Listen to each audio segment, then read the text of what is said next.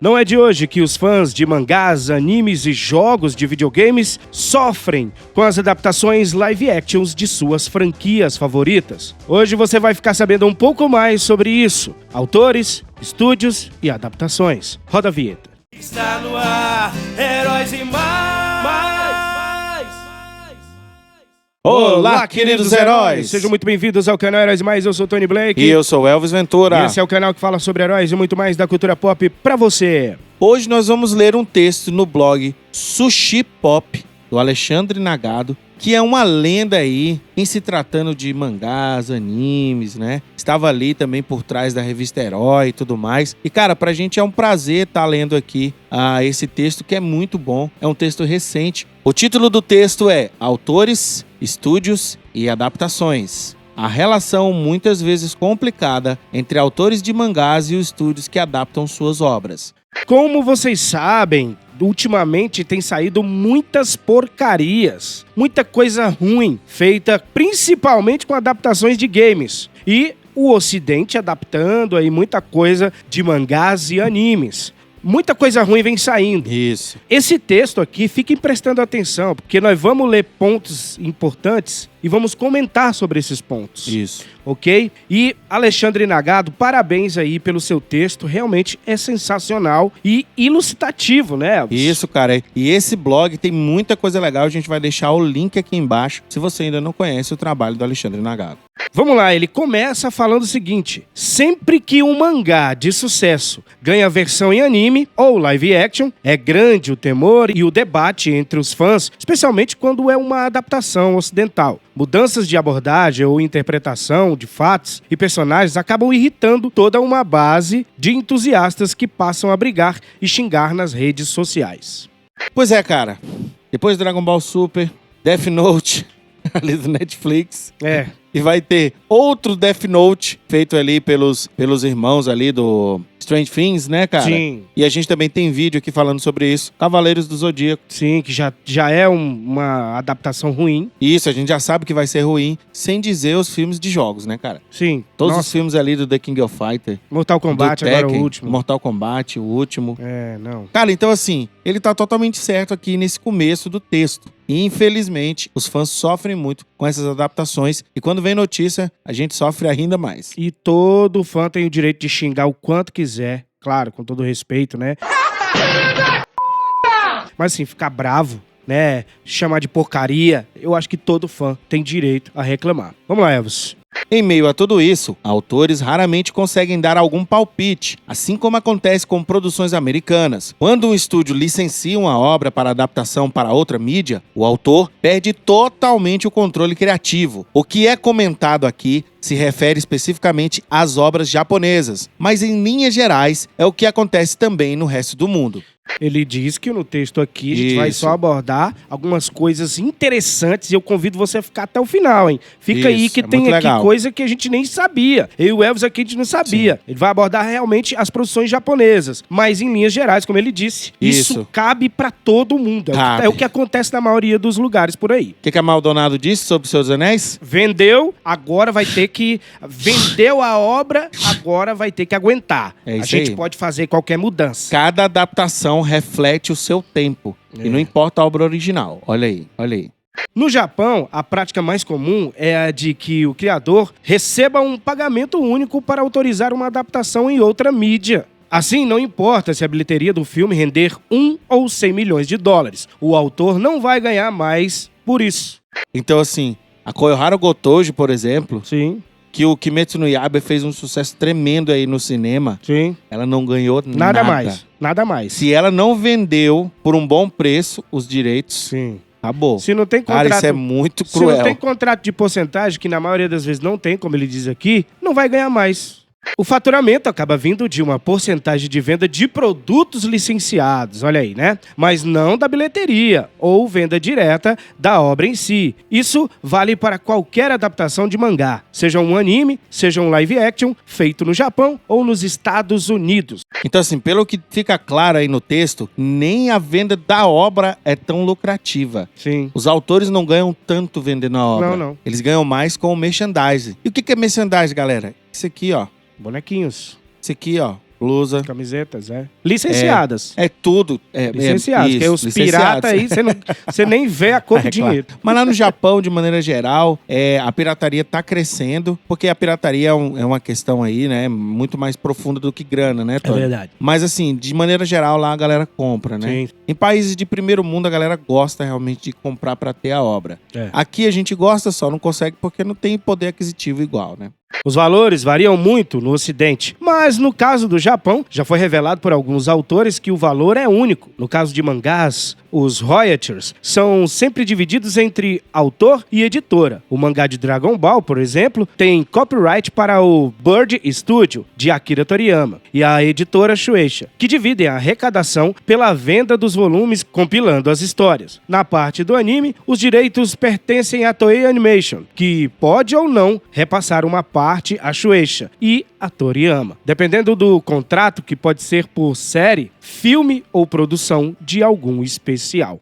Pois é, cara, ele não deixa claro aqui, ou talvez ele também não tenha essa informação concreta, se a Toei Animation dá alguma coisa pra Shueisha e pro Toriyama, que tem ali as licenças do mangá. Sim. Eles ganham dinheiro com a venda do mangá. Sim, sim. Agora o anime e os filmes, essa parada toda aí já é da Toei, ok? É porque a Toei diz o quê? Eu tô produzindo e eu tô gastando com isso. Então, você me vendeu a licença. Então, Isso. a partir de agora, o que eu ganhar aqui já é por conta nossa. Em Dragon Ball, Akira Toriyama acabou se envolvendo também com algumas adaptações. E no caso de material inédito em anime, foi contratado como roteirista e character designer, como aconteceu no longa Dragon Ball Super Hero, de 2022.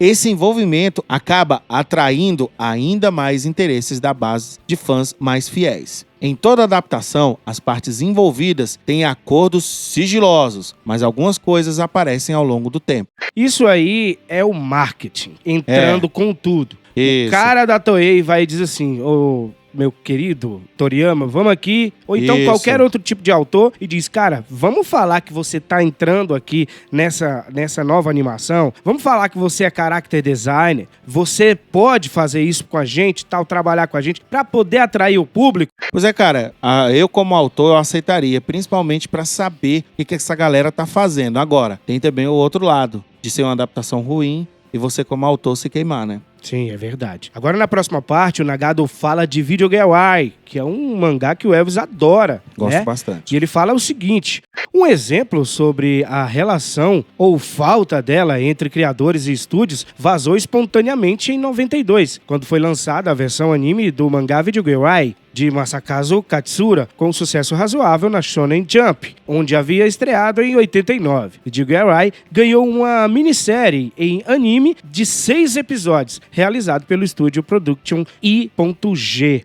Pois é, cara, eu assisti esse anime e assim, decepção. Pra mim foi uma decepção muito grande. Pra resumir, a adaptação é ruim, terrível. É muito melhor o mangá. É muito melhor o mangá e a adaptação é ruim, e é um exemplo de que o autor não participou da produção do anime, entendeu? E a gente vai ler isso aqui agora, olha só. Junto com cada capítulo vendido em fita VHS, havia um complemento sobre bastidores da produção. No penúltimo volume, surge o autor Masakazu Katsura comentando que estava ansioso para saber como a história iria terminar. Sim, é isso mesmo. O autor não sabia como a história de anime ia terminar. Se seria fiel ao mangá, se seguiria por outro caminho e por aí vai. Isso deu uma ideia de que ele não teve contato com os produtores do anime. A negociação deve ter acontecido entre o estúdio e a Shueisha, e ele apenas assinou o contrato.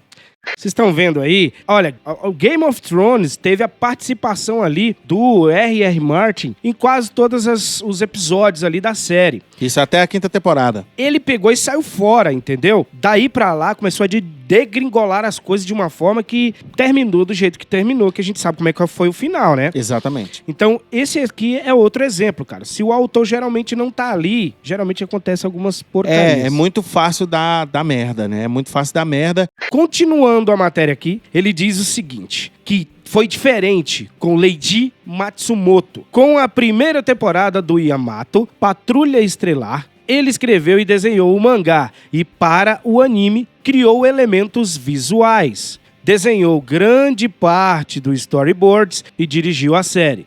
Depois, repetiu a dose com o longa para o cinema, mas nas produções seguintes atuou bem menos. Até que a briga por direitos autorais junto ao produtor Yoshinobu Nishizaki o deixasse de fora da franquia. Cara, essa Patrulha Estelar, Tony, é amado aí por um fandom gigantesco, cara. Sim, sim. Fandom gigantesco. E que legal que o autor tava lá. Mas depois, né, tem problema ali, né, de financeiro, isso. Money. E aí, o fandom que se lasque, né, nesse caso. E geralmente... Não pelo autor, né, porque você vê que o autor quis fazer o negócio certo. Geralmente, quando tem um fandom gigante que tá dando muita grana, geralmente acontece isso aí. Quando Sailor Moon, de 1992, foi aprovada para mangá na revista Nakayoshi e para a série de TV pela Toei Animation, a autora Naoki Takeuchi não sabia o que esperava, sem controle algum sobre o que ia ser adaptado. Viu uma série bastante diferente da sua obra. A personagem Sailor Mars, que fora criada como uma heroína séria e centrada, ganhou uma personalidade explosiva e dada a ataques histéricos no anime. Isso gerou situações muito engraçadas que agradaram o público em geral, mas deixaram a autora descontente. Depois, a fase final, Sailor Stars, azedou ainda mais sua relação com a Toei. Olha aí, cara. Pois é. Olha aí. Um exemplo então, assim, de que no anime deu certo uma coisa, mas a autora não gostou. Mas a autora não gostou. E aí, o que nós sempre trazemos pra vocês? Cara, prima pela obra original. Vai pela obra original. Ah, cara, mas quem conheceu só o anime gostou e não sei o quê. Mas, cara, a autora, ela tem um direito, não tem não? E eu tô saindo aqui, Tony, dessa questão jurídica. Sim. Eu tô vindo por uma questão moral, cara. Pô, mudar a personagem dessa forma, na minha visão, é desrespeito, cara.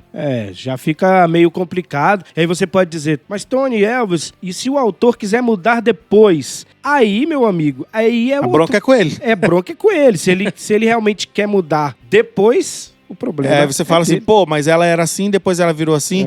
Aí ele vai ter que te explicar. Não, porque aconteceu um arco aqui, acolá. Aí cabe a você gostar ou não do que o autor tá te trazendo. Agora, em adaptações, na nossa visão, né, Tony? Tem que ser fiel. Tem que ser fiel. Um exemplo de infidelidade e mudança do autor que, né, ou querismo total, é Percy Jackson. Mudou a etnia de uma das personagens principais. Do nada, né? E o público ficou pé da vida. Não, ele ainda veio com essa história de não, eu sempre quis fazer ela assim. Por que não fez? Por que não fez antes?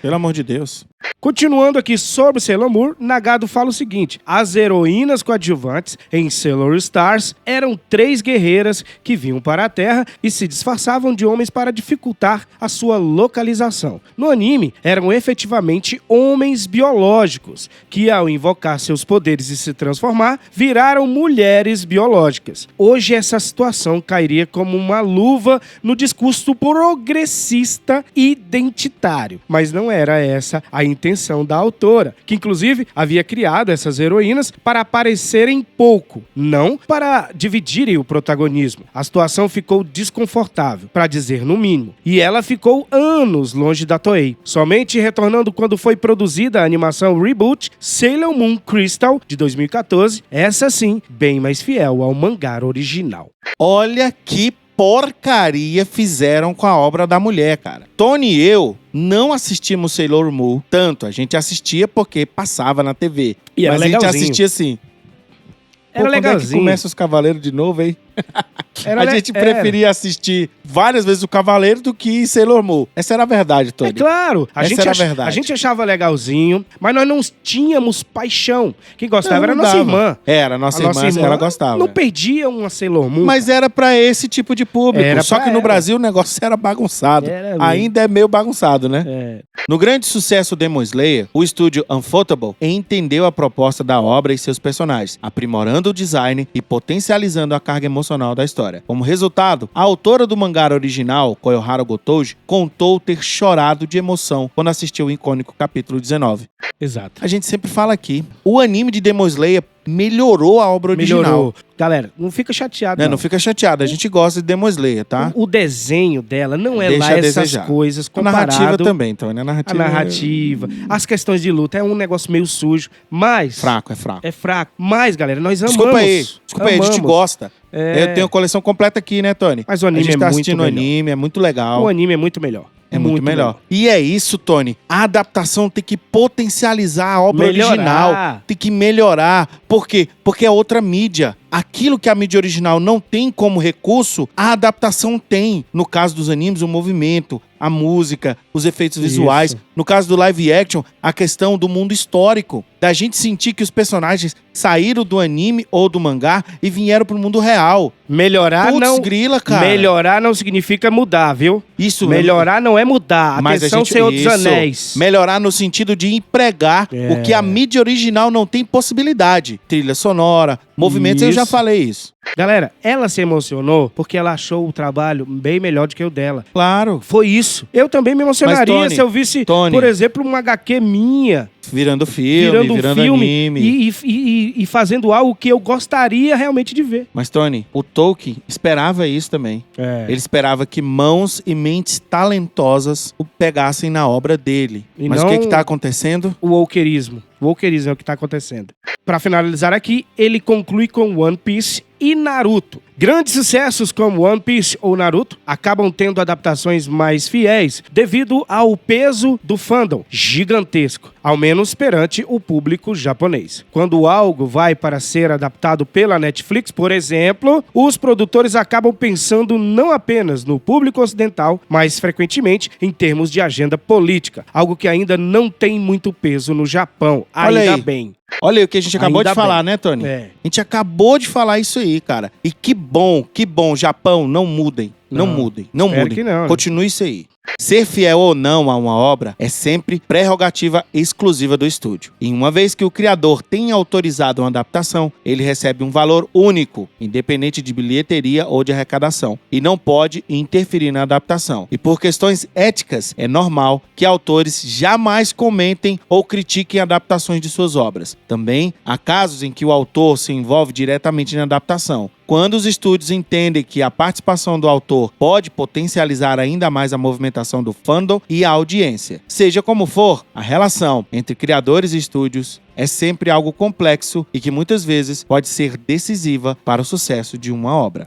Ótima finalização, e só para lembrar, esse texto está ligado mais ao mercado japonês. Sim. Mas de linhas gerais, a gente pode realmente fazer um paralelo com produções ocidentais, cara. Parabéns, Alexandre Nagado. Galera, se você gostou, vamos deixar o link aqui do blog do cara. Se você gostou dessa abordagem dele, é simplesmente cheia de coerência. Isso. Certo? Informações especiais. Alexandre, parabéns, cara. Vamos trazer mais textos aqui do Alexandre, se ele autorizar a gente aí. Com certeza. É porque esse não foi autorizado, né? Um abraço aí, Alexandre. Um abraço a você, meu querido herói, querida heroína. Comenta. Você sabia disso? Você sabia não, né? Se você sabia, já deixa aí seu comentário. Um abraço do Tony. E um abraço do Elvis. A gente se encontra no próximo vídeo. Não esquece, você também é um herói. E você também é uma heroína. Tchau, tchau. Tchau. Muito obrigado a todos os membros do canal. Sejam muito bem-vindos, novos membros. E se você ainda não é membro, torne-se um herói bronze, prata ou ouro e nos ajude nesta batalha. Está no ar, Heróis e